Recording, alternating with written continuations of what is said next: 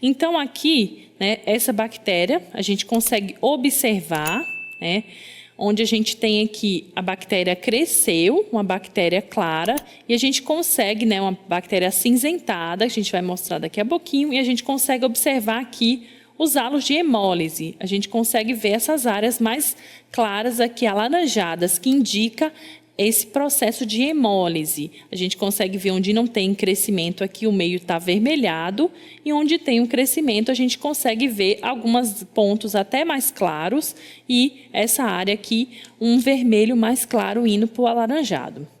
Além disso, a gente consegue observar também, né, essa bactéria. A gente vê aqui a coloração. Esse aqui é uma estria simples, que a gente está vendo aqui alguns pontos, a gente consegue ver uns pontos menores, embora esse estriamento aqui for uma estria simples, a gente não consegue ver muito bem a definição, mas a gente vê que são as bactérias pequenas, né? Acinzentadas, ela pode variar aí de um cinza até um amarelo ouro, né, que muitas vezes, né, algumas bactérias apresentam aí um pigmento, mas não é obrigatório para ser Staphylococcus aureus ser amarelada, tá? Então, aqui nesse meio, ela não apresentou-se dessa cor, tá? Essa questão de morfologia de colônia, muitas vezes, ela é variável, a depender do meio e a depender do espaço que a bactéria tem para crescer. Por exemplo, aqui, as bactérias, como tem muita bactéria crescida, muitas colônias, elas estão juntas uma da outra, né? Formando essa linha, já que a estria não foi feita aí, né? Pegou muito isolado ou mesmo deixa muito tempo crescendo. Já aqui nesse meio, a gente tem uma hemólise totalmente completa, de acordo com o tempo. Então, aqui uma cepa ATCC, onde a gente colocou para crescer. Aqui a gente consegue observar a hemólise completa do sangue. Aqui era um meio H-sangue que ficou totalmente amarelado. Por quê? Uma colônia que passou mais tempo. A gente teve aqui, foi um espalhamento em superfície, que a gente está vendo aqui, cresceu em toda a superfície, alguns pontos que não espalhou direito não cresceu, mas a gente consegue observar aí uma hemólise completa, devido principalmente ao tempo. Se a gente deixar mais de 48 horas, a gente vai ter aí essa hemólise completa com um tempo maior. Outro meio que a gente utiliza aí para diferenciar quando a gente tem alguns isolados, algumas amostras muito contaminadas com outros micro-organismos, é o H-salmanitol. Esse H é um H que tem aí o manitol, que é um açúcar, e, além disso, ele tem uma concentração aí de sal, né, de 7,5%. Então, a gente vai colocar a bactéria aqui para crescer nesse meio e a bactéria vai utilizar o manitol e produzir ácido lático. Quando produzir ácido lático, ele vai provocar abaixamento do pH e a mudança de coloração. Então, esse meio que é naturalmente aqui alaranjado, ele vai se tornar, né, as bactérias Staphylococcus aureus, quando crescidas, né, vai provocar um abaixamento do pH e a gente vai ter aqui, né, a mudança de coloração para esse meio, tá? Sendo que algumas bactérias Staphylococcus coagulase negativo ou algumas espécies podem não crescer nesse meio, tá? Porque não toleram essa concentração de sal. Então, o Staphylococcus aureus pode crescer nesse meio H-salmanitol. Geralmente é um meio que a gente utiliza aí, porque a grande parte que cresce nesse meio são os Staphylococcus aureus. Agora vamos partir para a identificação, né? Então a gente tem aqui essa bactéria, eu não sei, né, se é realmente aureus ou não. O primeiro teste que a gente faz é o teste da catalase, né? Primeiro a gente faz o Gram, né? Mas muitas vezes o Gram, ele dá um pouco de dúvida, principalmente quando a gente pega uma amostra que fica muito, né, uma quantidade muito grande de bactéria. Então, para fazer o Gram, a gente não precisa, né, pegar uma alçada muito grande. É só encostou aqui no meio, a gente passa, né, rapidamente aqui na lâmina, né, a gente vai usar uma lâmina simples aqui, né. É importante lembrar também que essa parte fosca aqui, ó, ela deve ser colocada para frente, tá, para a gente saber qual lado que a bactéria tá, para a gente não tirar na hora que for enxugar essa lâmina. E aqui a gente identifica com o lápis, porque a gente utiliza no Gram uma solução de álcool éter, tá? E esse álcool pode retirar a identificação caso a gente escreva com alguma canetinha específica, tá? Então é importante que a gente escreve aqui de lápis, a gente faz o Gram, né?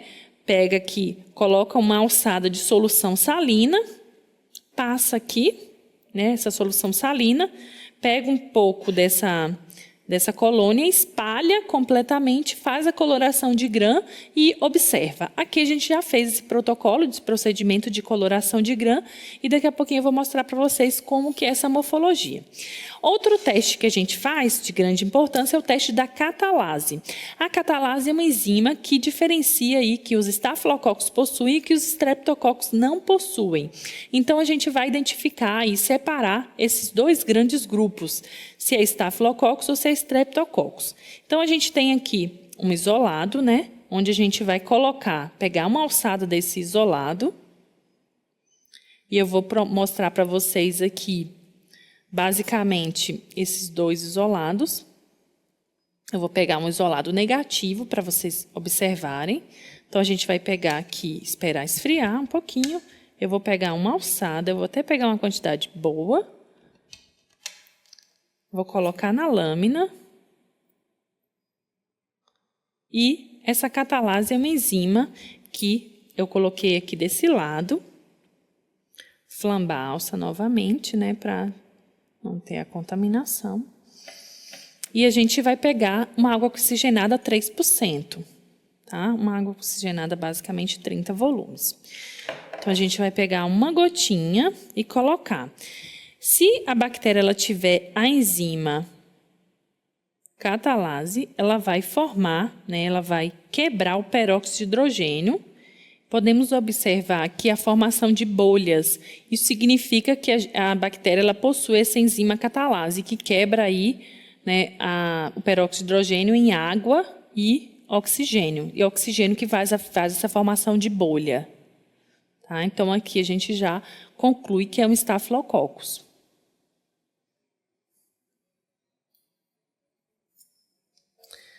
Além disso, a gente tem outro teste chamado do teste da coagulase.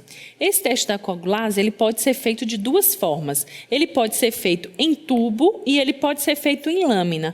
Embora esse teste em lâmina ele não é tão fidedigno assim, pois muitas vezes a bactéria pode coagular, né, pode ocorrer a formação de microcoágulos e não ter aí um resultado aí tão fidedigno. Como que é feito? Aí, em lâmina, a gente vai colocar aqui em torno. A vantagem de fazer em lâmina é que a gente faz como se fosse uma triagem. Então, a gente vai pegar aqui uma quantidade pequena, né, de um plasma de coelho. Então, a gente utiliza plasma de coelho. Vai colocar na lâmina e em contato aí com a bactéria. Então, a gente tem aqui em torno de... A gente vai pegar uma gotinha desse plasma. Colocar na lâmina.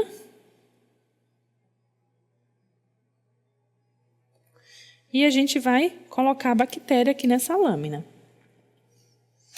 Muitas vezes, como ele é um teste de triagem, a gente depois faz o outro teste que utiliza um pouco mais de plasma, né? Já que a gente sabe que tem uma certa dificuldade de se conseguir muitas vezes esse meio. Então, a gente vai pegar uma alçada aqui da bactéria. E a gente vai passar aqui.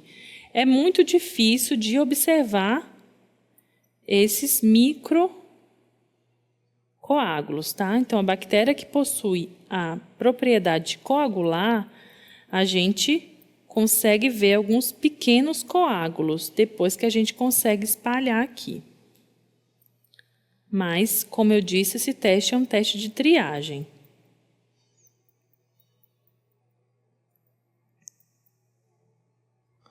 A gente consegue observar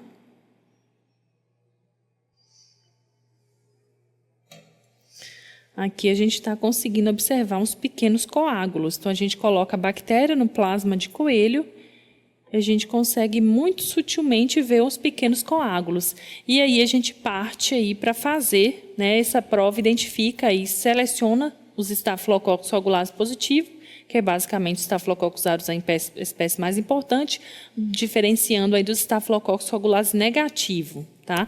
Essa bactéria ela vai provocar aí a formação de um coágulo, como se fosse, como ocorre no processo de coagulação, né, com formação da fibrina.